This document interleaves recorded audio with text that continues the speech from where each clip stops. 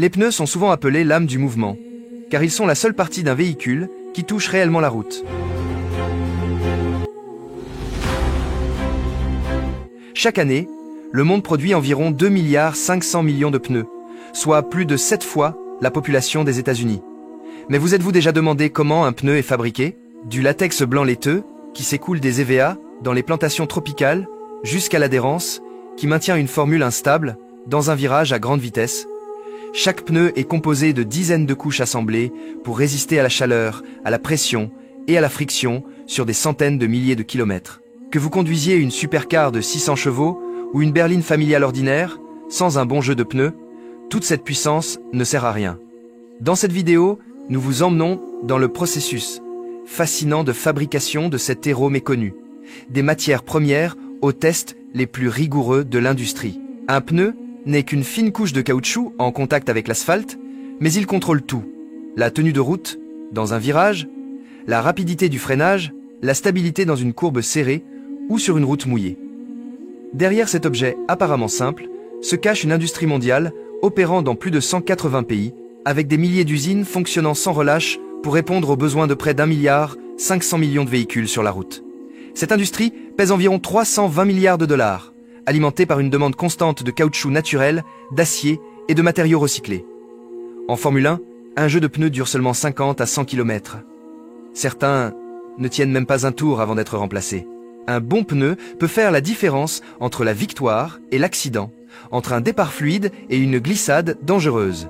Et, au-delà des circuits, les vieux pneus sont recyclés en aires de jeu, en meubles ou en matériaux d'insonorisation, prouvant que leur histoire ne s'arrête pas une fois leur course terminée.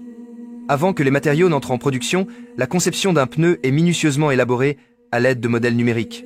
Les ingénieurs doivent calculer la forme de la section transversale, la structure des plis, le motif de la bande de roulement et la composition du caoutchouc pour atteindre l'équilibre parfait entre adhérence, durabilité, capacité de charge et réduction du bruit, selon l'usage prévu, voiture de sport performante, camion lourd ou véhicule de tourisme quotidien. Chaque type de pneu nécessite un design unique. Chaque détail est simulé numériquement et testé virtuellement avant de passer à l'étape de fabrication physique. Le voyage d'un pneu commence par une sève blanche laiteuse qui s'écoule lentement de l'écorce d'un EVA. Ce liquide fragile est en réalité la base de l'un des matériaux les plus robustes et résistants jamais conçus par l'homme. Dans les plantations tropicales, des travailleurs qualifiés utilisent des lames affûtées pour faire des incisions précises dans l'écorce. Chaque coupe doit être assez profonde pour atteindre les canaux de latex, mais pas trop pour éviter d'endommager le bois. Si la coupe est trop profonde, l'arbre cesse de produire de la sève et peut mourir en quelques semaines. Goutte après goutte, le latex blanc tombe dans de petits récipients, fixés à l'arbre, lentement, régulièrement, comme le rythme tranquille de la nature. Le latex collecté est mélangé avec de l'ammoniac pour éviter qu'il ne coagule, puis transporté vers des usines de transformation. Là, il est concentré, laminé en fines feuilles et séché pour devenir du caoutchouc naturel. Mais pour la fabrication des pneus, le caoutchouc naturel seul ne suffit pas à répondre aux exigences de durabilité, de résistance à l'abrasion et de performance dans des conditions extrêmes. Il est mélangé avec du caoutchouc synthétique, un matériau plus stable créé en laboratoire par un processus chimique appelé polymérisation. Ce procédé relie de petites molécules, comme le butadiène, le styrène ou l'isoprène, extraites du pétrole et du gaz naturel. Le résultat est un polymère flexible et durable qui conserve sa forme même dans des environnements extrêmes. Grâce à sa résistance au froid, à l'usure et à sa solidité, le caoutchouc synthétique représente plus de 60% des matériaux d'un pneu moderne. C'est l'élément clé qui permet à un pneu d'offrir des performances constantes sur des dizaines de milliers de kilomètres. La plupart des gens ignorent que la couleur noire profonde des pneus n'est pas naturelle. En réalité, le caoutchouc brut est de couleur blanc cassé. Pour créer un matériau assez robuste pour un usage automobile, les fabricants mélangent divers ingrédients.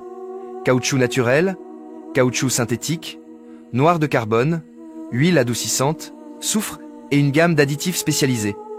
Lors de l'étape de mélange, plus de 30 composants sont soigneusement dosés et combinés. Le noir de carbone améliore la durabilité et la résistance à l'abrasion. Les huiles adoucissantes maintiennent la flexibilité et l'élasticité du caoutchouc à différentes températures. D'autres additifs ajustent les propriétés physiques du caoutchouc, de son point de fusion à sa dureté finale. Une fois les ingrédients prêts, ils sont introduits dans un mélangeur industriel massif, opérant sous haute chaleur et pression. En quelques minutes, Tout est transformé en un composé de caoutchouc noir épais. Mais ce n'est pas qu'un simple mélange. Les additifs interagissent à un niveau moléculaire, renforçant la structure pour la rendre beaucoup plus résistante. Le composé est ensuite aplati, en feuilles épaisses, enroulées et envoyé au refroidissement. À ce stade, il ne ressemble pas encore à un pneu, mais les caractéristiques essentielles, comme la durabilité, l'élasticité et la résistance au stress, sont déjà intégrées dans chaque couche. La construction des composants principaux d'un pneu commence par des feuilles épaisses de caoutchouc noir, traitées avec soin pour garantir uniformité et solidité mécanique. Le caoutchouc est d'abord passé dans des rouleaux pour être aplati en couches fines, puis enroulé de manière uniforme. Des systèmes techniques veillent à ce qu'aucune bulle d'air ou pli ne compromette la structure. Ensuite, une couche de tissu synthétique haute résistance est recouverte de caoutchouc fondu des deux côtés. Un système de calendrage chauffé applique pression et température contrôlée pour que le caoutchouc adhère parfaitement à chaque fibre de renforcement. Parallèlement, des fils d'acier ultra fins mais incroyablement résistants sont disposés en alignement parallèle. Ces fils sont liés au caoutchouc sous forte pression, formant le cadre structurel du pneu. Ce renforcement permet au pneu de maintenir sa forme et de performer de manière fiable, même à grande vitesse. Tout le processus est géré par une technologie avancée, où chaque détail est surveillé et ajusté. Le résultat est un produit non seulement durable, mais aussi conçu pour la sécurité et des performances constantes dans une large gamme de conditions de conduite. Une fois tous les composants prêts, de la couche de caoutchouc, étanche au tissu de renforcement et aux ceintures d'acier précisément alignées, le processus de mise en forme commence. Ces éléments sont réunis pour former la structure initiale du pneu sur un grand tambour métallique rotatif. Un système d'assemblage automatisé entre en action. Des bras robotiques se déplacent en synchronisation, suivant des instructions programmées, exécutant chaque tâche avec une précision extrême. Chaque paramètre, de la pression de roulage à la vitesse de rotation et au temps de pressage, est étroitement contrôlé par un système numérique centralisé capable d'assembler des dizaines de pneus par heure. L'ensemble doit maintenir des tolérances de l'ordre de 0,1 mm, une norme quasi parfaite dans l'industrie du caoutchouc. Chaque couche de caoutchouc est appliquée sur le tambour par un système à servomoteur, pressé fermement et aligné parfaitement avec les couches précédentes pour éviter tout chevauchement, désalignement ou pli. Des capteurs de force et des caméras industrielles surveillent chaque millimètre de la surface. Les données d'image et de pression sont traitées en temps réel, permettant au système d'ajuster immédiatement la rotation, la force de pressage et la vitesse d'enroulement à chaque point de contact. Dès que la structure brute est construite, la phase suivante commence. Le gonflage du corps du pneu avec de l'air comprimé. La pression interne fait que la coque de caoutchouc souple s'étend et prend précisément la forme souhaitée. C'est la première transformation, d'un assemblage de matériaux séparés en une forme unifiée et cohérente. Des capteurs de pression et des scanners de forme surveillent chaque changement subtil. Si une déformation est détectée, le système s'arrête immédiatement pour correction. En quelques secondes, la forme de base du pneu est complète. Une structure brute, mais prometteuse, prête pour la prochaine étape de transformation en un produit final conçu pour la robustesse, la précision et l'endurance. Dans les lignes de production, à plus petite échelle, la bande de roulement, la surface à motif en contact avec la route, est parfois fixée séparément avant que le pneu n'entre dans la phase de chauffage. Ce processus utilise une méthode de pressage à froid, où la couche de bande de roulement est fermement pressée sur le corps brut du pneu à l'aide d'une presse plate pour assurer une bonne adhérence avant le traitement thermique. Cependant, dans les usines plus grandes et avancées, la bande de roulement est formée directement pendant la vulcanisation, un procédé à la fois plus précis et économique. L'ensemble du pneu est placé dans un moule métallique en deux parties, scellé hermétiquement comme un gaufrier géant. À l'intérieur du moule, des motifs négatifs complexes définissent le design exact de la bande de roulement. Une fois le cycle lancé, le système chauffe le moule à environ 160 à 180 degrés. En même temps, de l'air comprimé ou un fluide surchauffé est pompé dans une vessie flexible à l'intérieur du pneu, créant une pression qui pousse vers l'extérieur. Sous cette force, le caoutchouc ramolli s'étend et s'incruste fermement dans chaque fine rainure du moule, formant la forme finale de la bande de roulement. Le processus de vulcanisation dure entre 10 et 15 minutes, selon la taille et le type de pneu. Pendant ce temps, une réaction chimique se produit entre le soufre et les chaînes de polymères dans le caoutchouc. Les liaisons moléculaires se renforcent et se verrouillent, transformant le caoutchouc d'un matériau souple et malléable en une structure robuste et élastique. Cette étape joue un rôle crucial dans la détermination de la résistance mécanique, de la résistance à la chaleur, de l'adhérence à la route et de la durée de vie globale du pneu. Juste après avoir quitté le moule de vulcanisation, alors que la bande de roulement est encore chaude, le pneu est immédiatement envoyé à l'inspection de qualité. Il doit passer une série de tests rigoureux avant d'être certifié apte à la route. Bien qu'il puisse déjà ressembler à un produit fini, un pneu n'est considéré comme complet qu'après avoir réussi cette dernière série d'évaluations. L'inspection commence par des mesures géométriques, des faisceaux laser industriels, scannent toute la surface pour vérifier la rondeur, l'alignement central et l'épaisseur du pneu. La moindre déviation suffit à le disqualifier.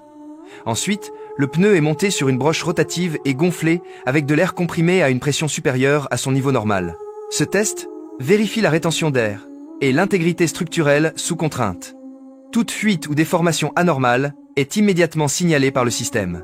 Dans les installations plus avancées, la technologie à rayon X est utilisée pour examiner la structure interne, révélant des zones invisibles à l'œil nu, comme des couches mal alignées, des séparations cachées ou des défauts de liaison. Seuls les pneus qui passent tous ces tests reçoivent un tampon d'approbation et sont envoyés au stockage, prêts à affronter la route, où vitesse, poids et pression exigent une perfection absolue. Chaque année, après avoir parcouru des centaines de milliers de kilomètres, des milliards de pneus sont jetés, s'entassant dans des décharges ou abandonnés dans la nature. Contrairement aux matériaux biodégradables, les pneus sont presque impossibles à décomposer avec le temps. Ils contiennent du caoutchouc synthétique, des huiles minérales, des métaux lourds et d'autres composés chimiques très durables qui posent des risques à long terme pour le sol, l'eau et la qualité de l'air. Lorsqu'ils sont brûlés dans des environnements non contrôlés, les pneus peuvent libérer des gaz toxiques comme les dioxines et le benzène. Laissés à se dégrader à l'air libre, le vent et la pluie peuvent progressivement entraîner des microplastiques dans les cours d'eau, pénétrant silencieusement les écosystèmes et la chaîne alimentaire. Pour relever ce défi, de nombreux pays utilisent désormais des technologies de recyclage avancées pour transformer les vieux pneus en matière première pour de nouveaux pneus. Grâce à un processus de broyage mécanique, les pneus usagés sont réduits en granulés de caoutchouc fin, puis traités avec chaleur, pression et additifs chimiques pour restaurer partiellement leurs propriétés d'origine. Ce caoutchouc recyclé est généralement utilisé dans les couches internes des nouveaux pneus, comme le revêtement ou le coussin, où il n'est pas en contact direct avec la surface de la route. Bien que le matériau recyclé ne représente que 10 à 20% de chaque nouveau pneu, il marque un tournant crucial. Réduire la dépendance aux ressources pétrochimiques, diminuer les déchets et transformer progressivement ce qui était autrefois un fardeau environnemental en une solution circulaire durable. Sous ce qui semble être une simple couche de caoutchouc se cache une chaîne complexe de technologies, précise jusqu'au moindre détail.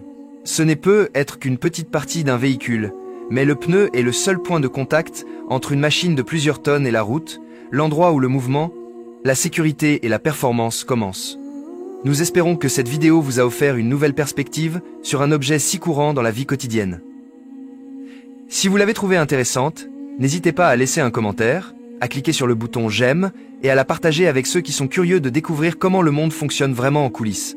Et n'oubliez pas de vous abonner à Tout s'explique pour continuer à nous suivre dans nos prochaines explorations, où même les plus petits détails révèlent une histoire qui mérite d'être racontée.